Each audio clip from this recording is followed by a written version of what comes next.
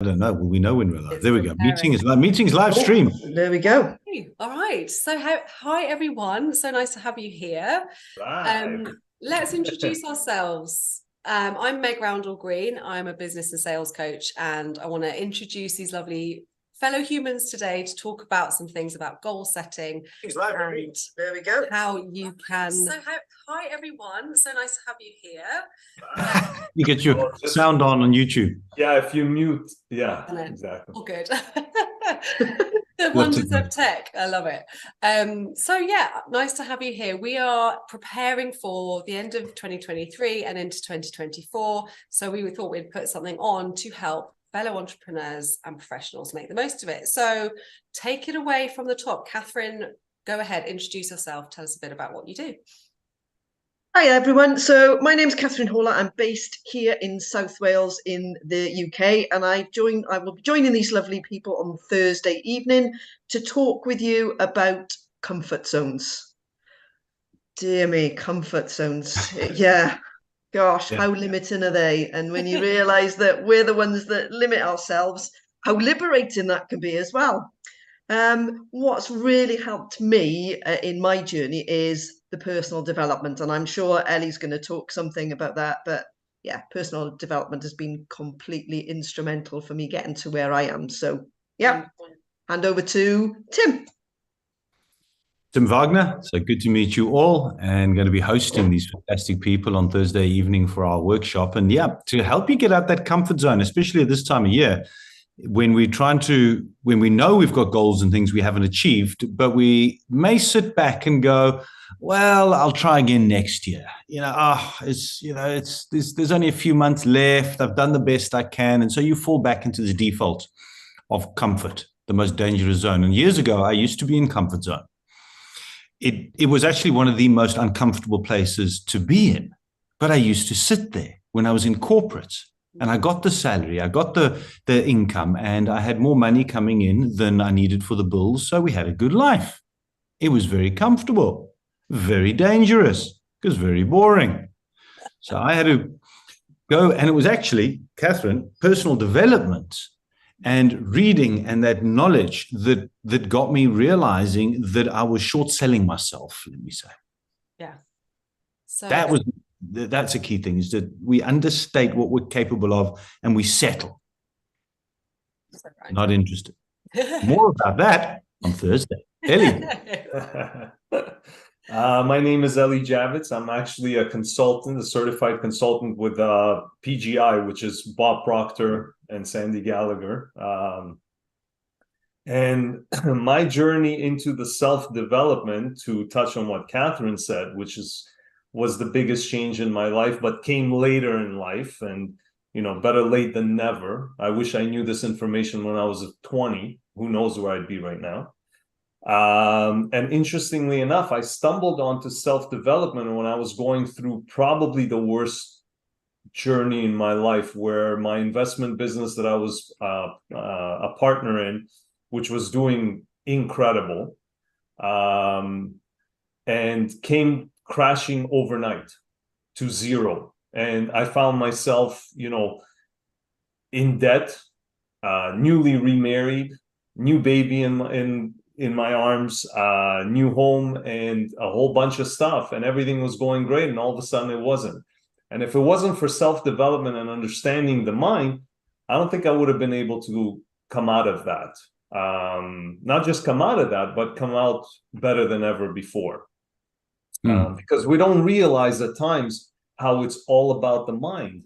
And that's what we touch on every time we do our workshop. Because it wasn't the success of the business that was because of the business. It was because I created that in my mind.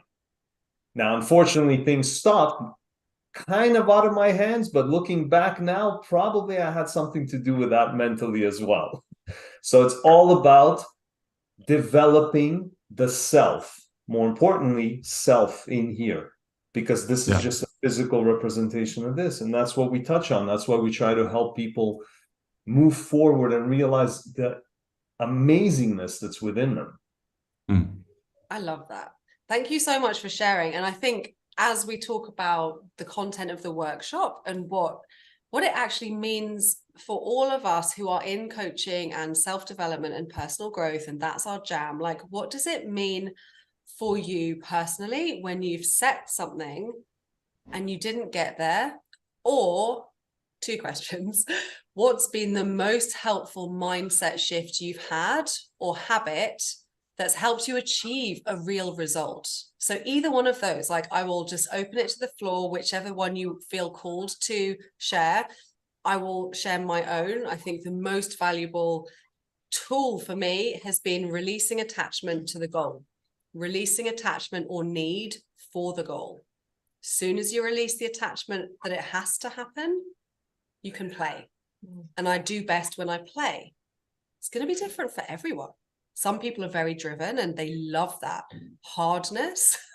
I don't like it at all. I find it very oppressive.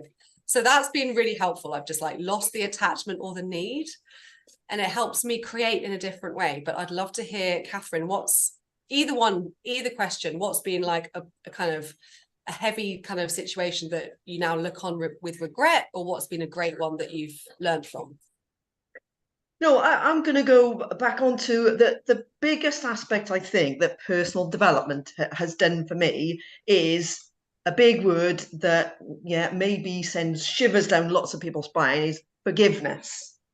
And I'm not talking about forgiveness of other people. So, Ellie, you talked earlier about, second marriage and a difficult time, etc. I think most of us will have been through very difficult times. And certainly that was one of my most difficult times. And I'm not really talking about forgiving other people. I'm talking about forgiving yourself. And I think people it's probably not even a consideration.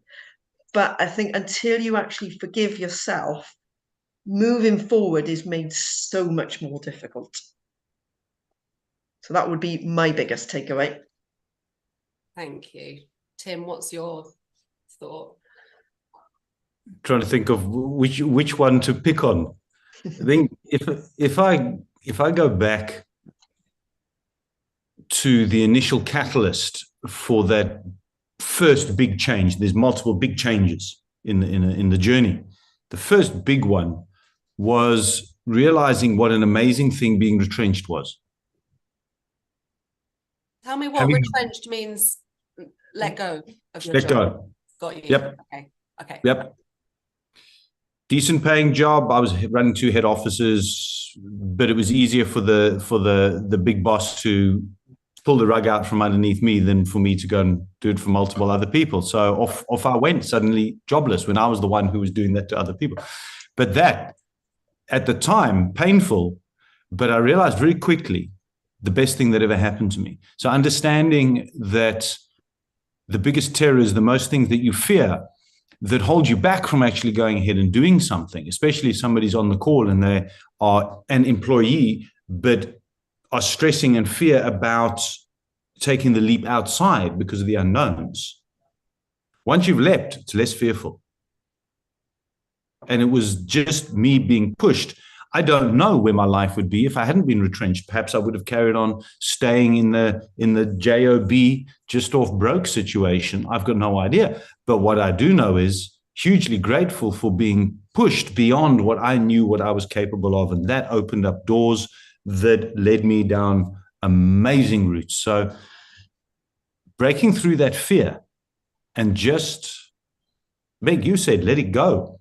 Maybe that's also a similar thing for me, letting it go, but understanding that the difficult things can actually be the most life-changing and impactful ones down the line.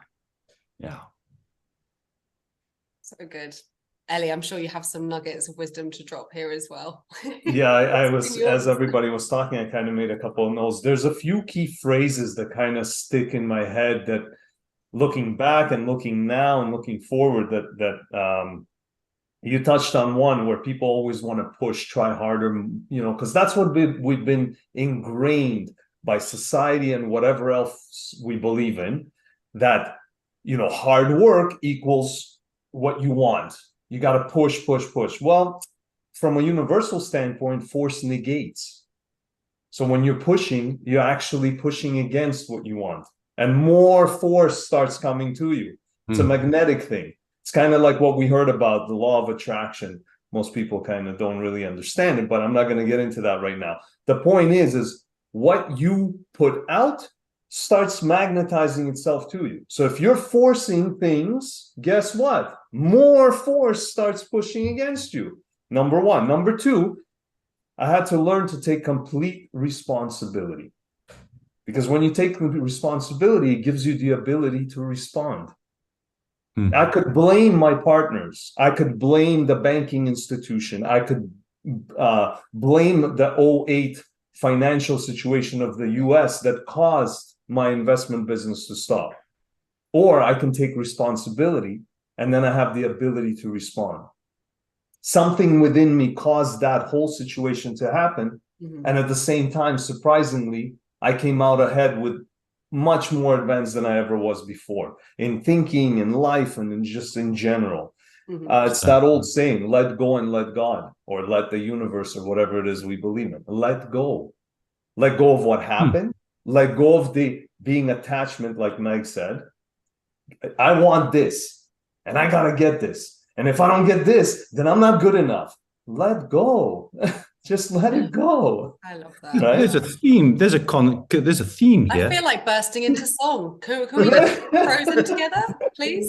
That would be awesome. Yeah. So I love this, and I think it's so contrary to what we're taught and what we're shown about goal setting and business coaching specifically.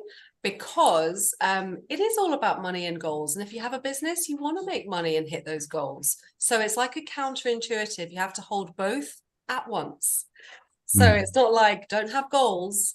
It's like have goals, but be prepared to hold them lightly and let them go. Hold them lightly. Don't clench them tightly, because then that just creates that hustle dynamic and you'll get tired. And you'll make it mean things about you. So thank you so much, all of you, for like all of this wisdom. It's all amazing.